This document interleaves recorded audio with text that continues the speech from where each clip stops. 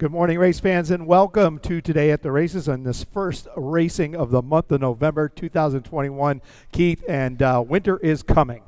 It is. The chill is in the air. We felt it the last couple of days. It was definitely raw outside, but, we feel it today, next couple of days, but next week looked all right, maybe hedging back into the lower 60s. So we're surviving. We're off the turf today, unfortunately, but there is definitely that little hint that winter might be around the corner. Yeah, 33 degrees this morning, but we should be in the mid-50s today, lower 50s. It's very comfortable for both horse and human. As we get started, a couple housekeeping things to take care of. Let's get started with the Breeders' Cup wagering guide. You and Naomi are prominently figured in this wagering guide.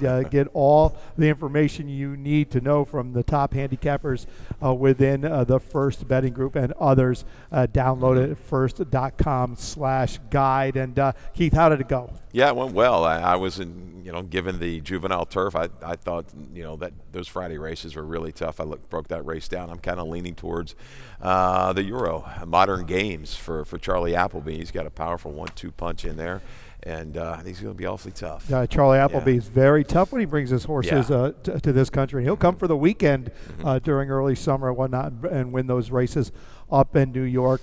Also, the free past performances that you can now download at XBTV. This is a good deal, Keith. Yeah, you gotta like it, especially if you're new to the game. You can you don't have to go out on a limit pay for PPs. You're getting them for free.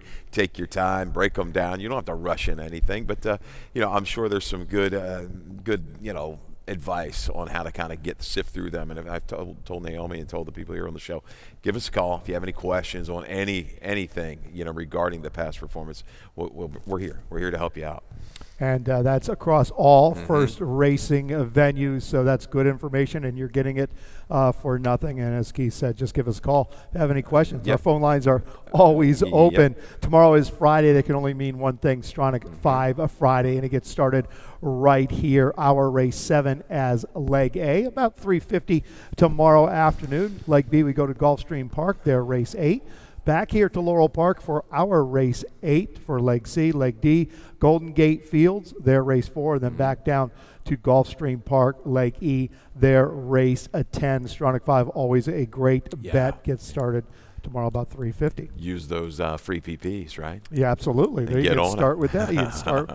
Turn a little into a whole lot the way that ticket pays. You can start with that. The conditions outside are as what? Look at what we've got. It's going to be a beautiful day at the end of the day. A little chillier this morning. Temperature right now about 47 degrees. It will climb. Well, there's not a stitch of wind, maybe just a touch of wind, so it's very, very comfortable. The track is fast. Unfortunately, we are off the turf today. Let's move right into race number 1. Race number 1 kicks off the early pick 5. I did a ticket for the early pick 5 this afternoon, a $48 play, and I get started going 4 deep in this first race, which comes off the turf and will be run 3/4 of a mile on the main track. I use the 3, the 4, the 10, and the 12. In race 2, I use the 2 and the 4. Race 3, the 2, 3, and the 7. Race 4 is my single. That's on He's a Shooter for Claudio Gonzalez. And race 5, another off-the-turf event. I go 1, 4, 8, and 12. $48 ticket on the early pick 5. Good luck if you play along. He's a Shooter. Will be a positive, a popular single, I would think, in some of those multi-race wagers. But we get started in the first. Off the turf at 6 furlongs. This does stay at 6 furlongs.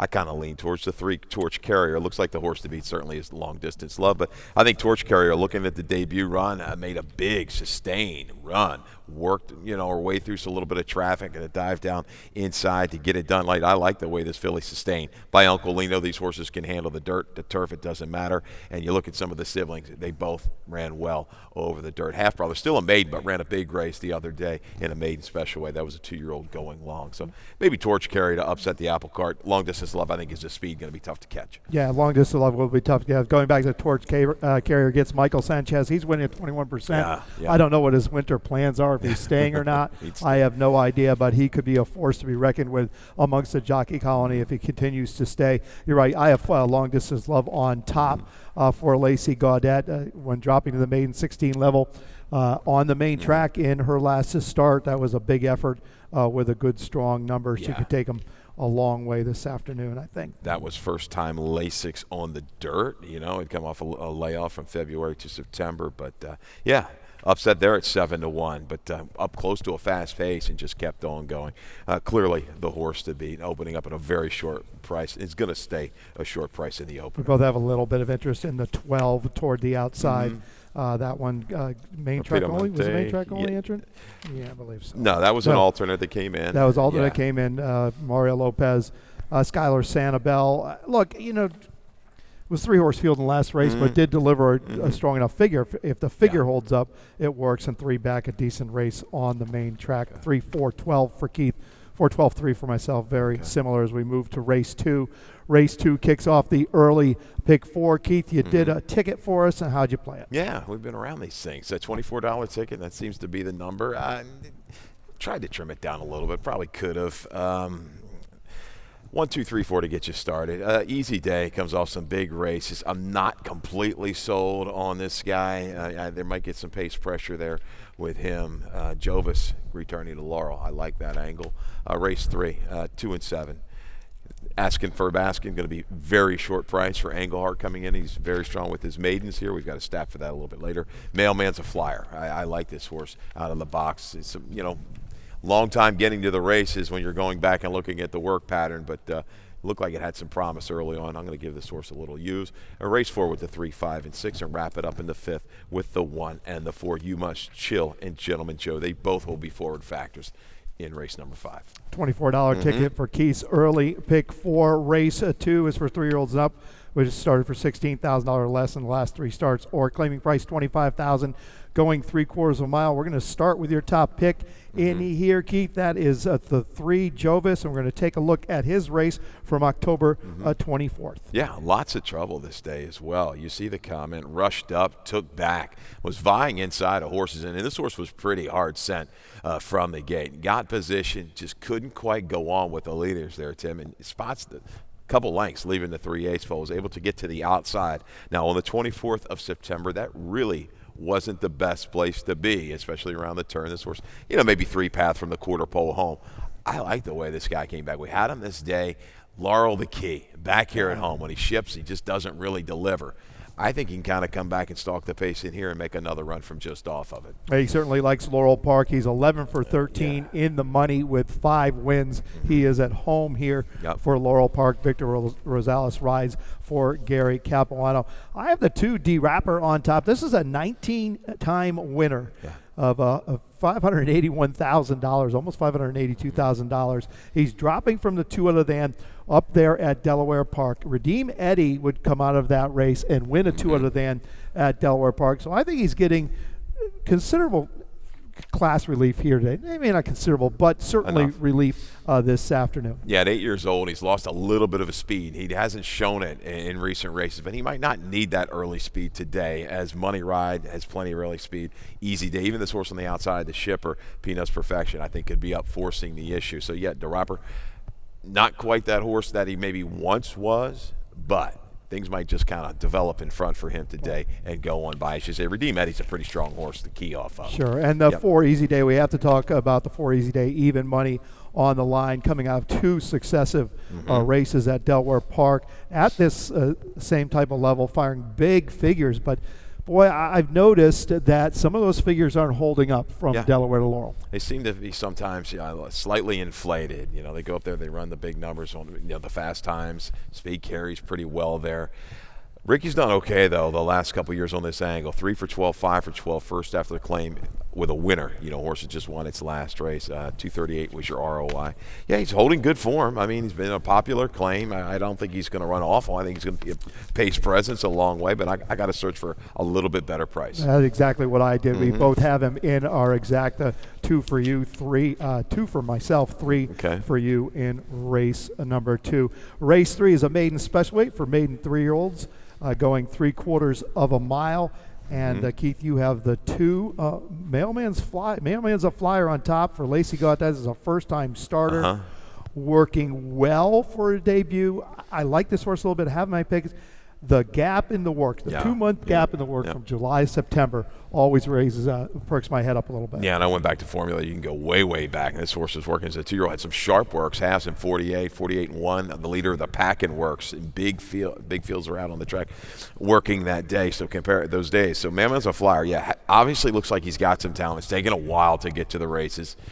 I got to think he's going to fire a big shot right out of the box. I'm hoping. McLean's Music is 19% with the first time. I'm sorry, 17% with the first-time starters. Lone Sibling, more of a deep closer with Lady Fox, a horse we've seen run around here. But I'm just taking a shot. 7's going to be an awfully short price as well. Asking for a Baskin. How about Englehart? We talked about it the other day with Dirt Maidens in Maryland the last 3 years. He's 8 for 25 and 14 for 25 in the money. That's 32% with a 386 ROI.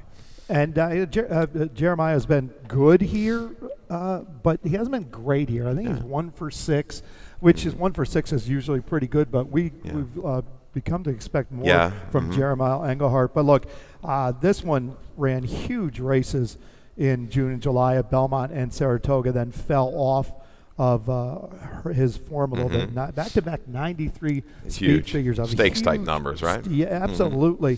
And didn't break. How about how fast the horses were ahead of him? He runs a second in both of those events. Falling off his form. I just think he's come back here in the right group if he can recapture some. If he recaptures some of that form, even if he runs back to those other 2 races, simply could be good enough. Had some excuses. I went back and watched his last 2 races. Bumped around soon after the break. 2 races back and a slight bobble last time. Horses got away from him too soon. I don't know if this field's going to really get away. And if he breaks clean, he's up there with him a long, long way, and he's going to be really tough to deny here. Anything close. If he bumps back to an 80 or just holds form, it's good enough. It's close to good enough. The 3, Johnny Swish, 4, Jamie Ness. Pretty decent race in that last race. That's an optional maiden 25. A bizarre race, honestly, up at Delaware. Hard to read, but did run a good figure in a 73, and we just talked about those Delaware figures. As we move to race 4 kicks off the Rainbow Pick 6. I think Callie Francois has a ticket for us, a little bit of a carryover, $3,000 from Sunday's card, and Callie does have a ticket. She goes 2 deep. Right here in race 4, she uses the 4 and the 5, Maximus Medini, and he's a shooter, even money favorite on the line. She spreads in race 5. Why not? That's an off-the-turf event. 1, 2, 5, 8, and 11. Race 6, she uses the 2 and the 7. In race 7, she singles on the 9, Beneath the Stars for Anthony Ferrier. J.D. Acosta gets the call. Or race 8, 1, 2, and 5, and then she spreads again in race 9, which is another off-the-turf event using the 3, 6, 9, and 10. $48 play for Callie. Good luck if you play along in the Rainbow Pick 6. A little bit of a carryover, $3,000. As we move to race 4, this is a state-bred first-level allowance race for 3-year-olds and up, going 3/4 of a mile. And Keith, you have the 5 on top, as I do as well. He's a shooter. We're going to look at his last race, which was an open first-level allowance race right here at Laurel Park. Yeah, he is rolling right now, going for 4 straight this afternoon, and he's just turned a corner. The big run at Timonium at a mile. He's come back at 7/8 twice and absolutely galloped. High cruising speed. He just kind of put this field away here at the quarter pole and draws off under a steady drive, and just the way he's cycling right now, it's going to be tough to deny him. I think going to the lead, the horse that was outside is just going to go ahead and go. That's probably his best chance, I think, if he's going to pull the upset here for Damon. But he's a shooter showing rating ability and can kind of just sit there and relax, and when he pours it on from the quarter pole, he really turns it on. So, yeah, I think he's a shooter, going to be very tough. Right back, continues the streak for Claudio. The Wolfman off the break. The horse has shown a ton of talent, for Phil Schoenthal. Anxious to see this one in his return. Yeah, Wolfman, I think, is a little dangerous going to the lead. Gets back to his favorite distance, 3/4 of a mile. He's a shooter. Yeah, absolutely right. High cruising speed, perfect for 7/8 of a mile.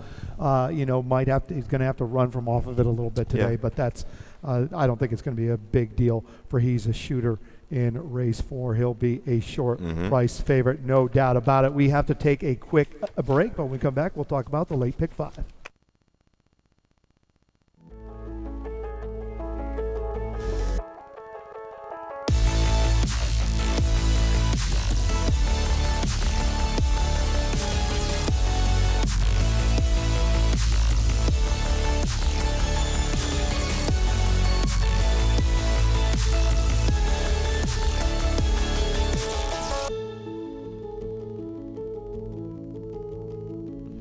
Welcome back to Today at the Races as we look into race 5. Kicks off the late pick 5 as always. The late pick 5, a 12% industry low takeout and no carryover for the late pick 5. This one comes off the turf going 1 1/8 on the main track. This is a second level allowance race, and we're going to start with your top pick in here. This is a 4 Gentleman Joe, a horse that I have some interest in. Second off a break, stepping back into the 2 other than. But look at those works he's had since that first off the break. There's some serious works there for Hammy Smith. He means business. Yeah, I like giving a little bit of time here too off of that big return. That was a long drive, a long battle from the top of the stretch, and got it done over ink. I think he's poised right back at 1 1/8. Doesn't really matter to me. A little extra distance, I think he can carry it. He goes out there. I don't think it's going to be the pace is going to be too demanding. I think the one horse maybe to worry about from pace pressure standpoint is Rohrbacher. To me, even You Must Chill, but I think he can sit just off of it.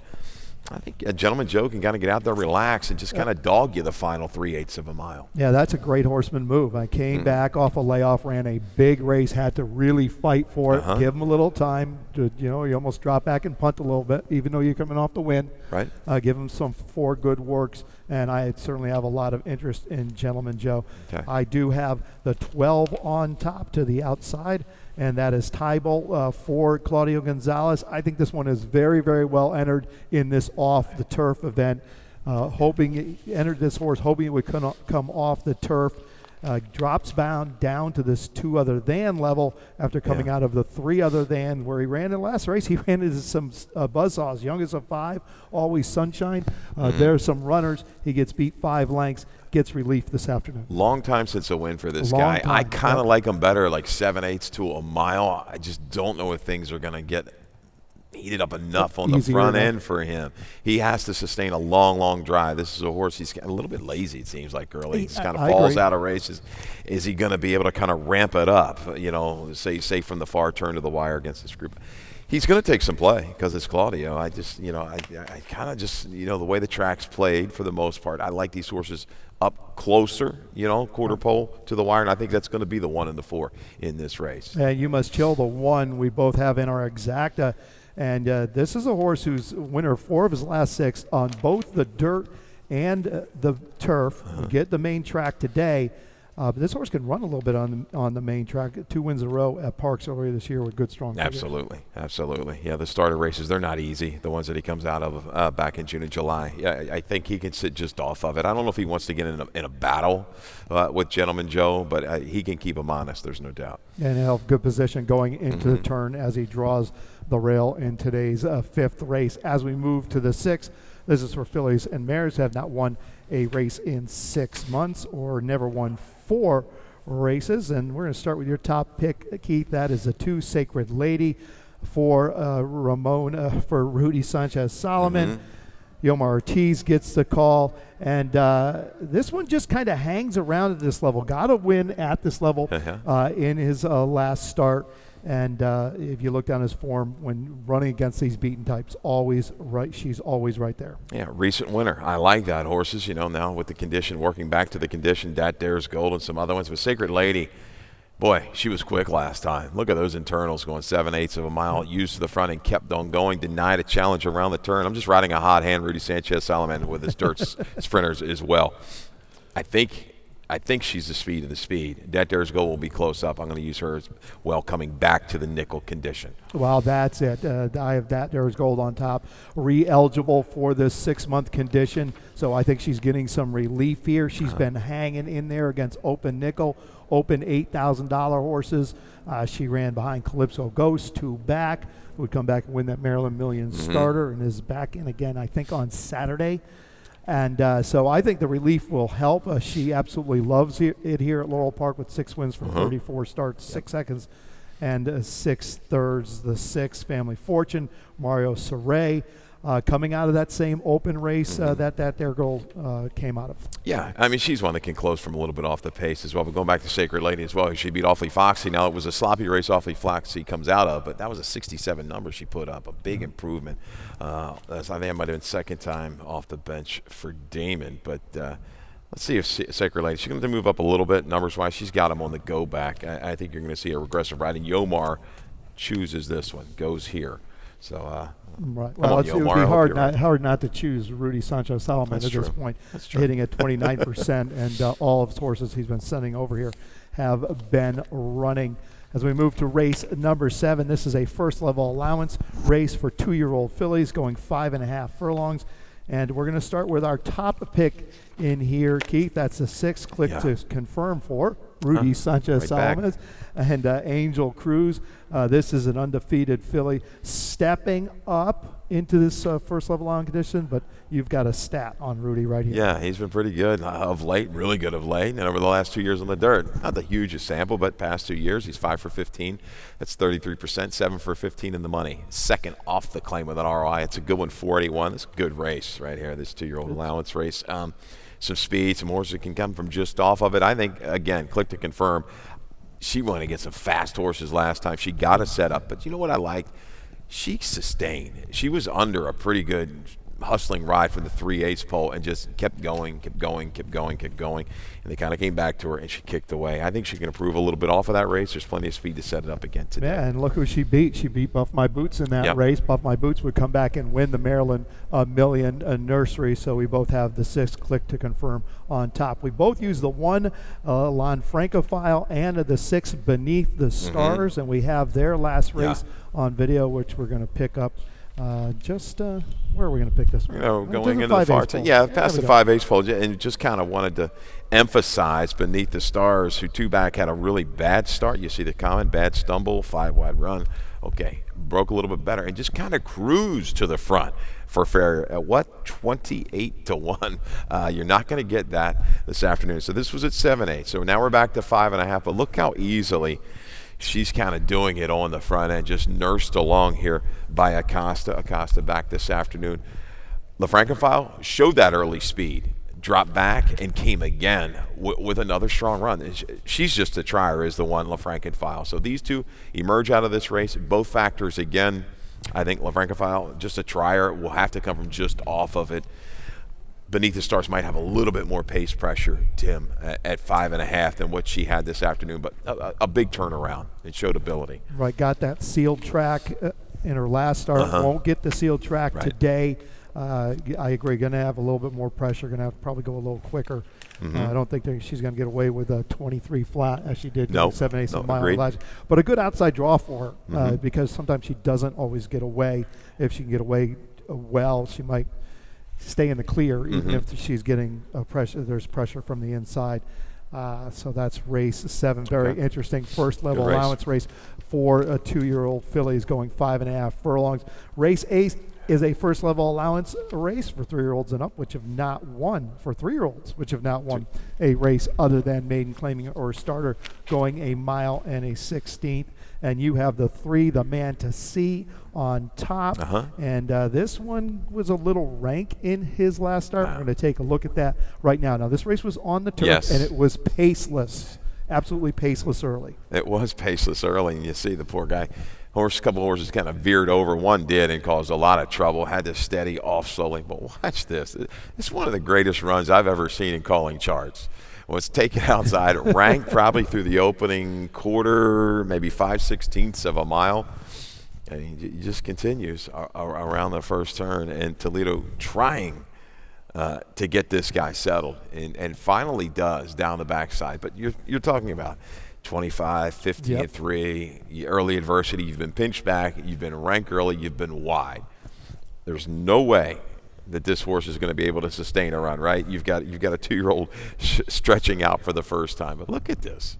It just keeps going away. What a brilliant ride by Toledo, because he didn't want any part of being down in there. He knew he was going to get in trouble. Let's just get out in the clear gets this one out in the clear, and he does the rest. But that happens a lot, especially with a younger horse who hasn't run a lot.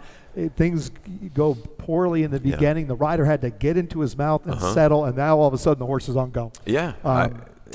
Faster pace in front of him today. He can probably relax and come. And it looks like he was possibly going to just kind of flatten out. The horses come up to him, and he keeps on digging and going. 5 Hellions Farm, I took the first earlier in the card with this combination. They've been like 30% over the last couple of years together as an owner-trainer combo. Really good work. And yeah, I think this horse is going to be a little bit of price, but I looked at on the breeding side. You got the dam, or is it the second dam? What do I have here? Second dam was a stakes winner, turf and dirt. I think this horse has the ability to transfer surfaces. Mr. Mock's going to take a lot of play against the bias and use very hard into that bristling pace on Maryland Million Day. And I was speaking with Amanda Diamond, Jamie's assistant here, and she said that she really doesn't think he wants anything to do with going short. Going long is his deal. He gets to stretch out back to this afternoon, that big win at Monmouth, 2 back, which made him favorite in the Maryland Million Nursery, and he just got late being used hard, as you mentioned, and they weren't hanging around in the Maryland Million Nursery. As we move to the nightcap, this is for 3-year-olds up, whichever won 3 races. It comes off the turf. Will be run 5.5 furlongs on the main track, and we need to go to the outside for both our top picks, and that's a 10 Zen Pie dropping first off a break for Dale Capuano, break that Dale works at 23%. And this is a horse that's got some strong races on his form before going on vacation. Yeah, scratched from a little tougher spot on an off track on Saturday, I believe. Ends up here for the 16. That might have been a 25. I guess the biggest thing you're leery about is the tag. There's no protection whatsoever here. But dirt sprints, you're talking about it. The dirt sprints, he's 5 for 10 off of a 61 to 180-day layoff the last couple of years with an ROI of 355. Again, there's speed in here. Forced is very, very fast. Charm City Band likes to be up close. Lad needs a handler. Lad needs a handler. A lot of speed. So plenty of speed for him to run at. In the last Forced, as you mentioned, the 3 so dialed in. Horse 2 back, one at Colonial. That's first off the train. First off the claim for Kieran McGee, and blinkers come off with a work sense. Again, bouncing back between Kieran's barn, Ferris Allen's barn, and we're going to Kieran today. And again, that was a good race. A couple of races at Colonial on the main track, and I think this horse is going to be okay. He's able to save ground, and we'll move. Yeah, definitely had a lot of trouble last time out. You see that coming on the turf. Exactly. So dialed in is eligible to move a little forward here today. That does it for us. Race 9 in the books. Look forward to seeing you this afternoon for the card. Remember, tomorrow Stronach 5 Friday gets kicked off with us in our race 8. Our race 8. And hope to see you then. For myself, Keith, Dave Rodman will be up next with scratches and changes. And I know, real quick, tomorrow, early pick 4, That's right. Pay attention. We'll have a board tomorrow, maybe later today. You never know. But First Bet's going to have a little special there, a $10 kind of kickback to you for the early pick 4. I'm going to create a ticket. I won't be on with you tomorrow. But, hey, here we go. Here we go. Take it away, Keith. Cash back up to $10 on, no, it's going to be our early pick 4. So don't look at the don't look. It's going to Laurel Park, early pick 4. And I guess think about our Breeders' Cup special as well. So so take advantage of all these offers that First Bet has to offer. And off to turf, unfortunately, but a good day. Sun is coming out, and enjoy a little chill in the air. And on an early pick 4, you pay a $24, $25, $30 ticket. You're going to get close to half or a third of that back. So that's a good play. So pay attention to early pick 4. As Keith mentioned, he'll have a ticket. He's going to send it in for us because it's a pick 4 for the people. Now's your chance. It is. It's the early pick 4 for the people. That's what we do. Very good. That's going to do it for us. We'll see you all later. You got it. Good luck.